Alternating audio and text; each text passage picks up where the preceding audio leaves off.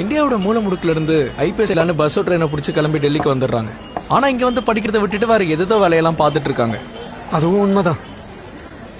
I mean no disrespect, but you just wasting the country's resources man. எல்லாராலையும் IPS ஆயிட முடியாதுல்ல. Just accept it and move on.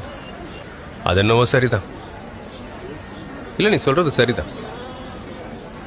எங்கெங்க இருந்தோ யார் யாரோ ஆடு மாடு மாதிரி ட்ரெயின் பஸ்ஸை பிடிச்சி இங்கே வந்துடுறாங்க. அவங்க எதையும் கொண்டு வரதில்லை. ஏழைங்களோட பிள்ளைங்கப்பா. காய்கறி விற்கிறவங்களோட பொண்ணு, ட்ரக் டிரைவர், அப்புறம் தெருவு சுத்தம் பண்ணுறவங்க. எங்கள் அப்பா மாதிரியே எல்லாரும் கஷ்டப்படுறவங்க தான்.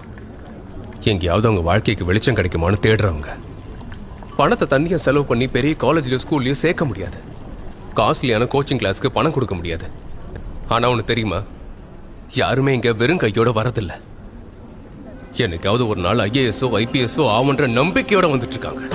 லைப்ரரியில வேலை பார்த்தாலும் சரி, டாய்லெட்டை சுத்தம் பண்ணாலும் சரி, அவங்க கனவு என்னைக்கு கலையாது. அவங்க லட்சியத்துல பிடிவாதமா இருக்காங்க. ஆனா இந்த லட்சம் பேர்ல யாராவது ஒருத்தன் சாதிச்சாலும் நீ சொன்ன அந்த ஆட்டு மந்தைக்கு அது கௌரவம்.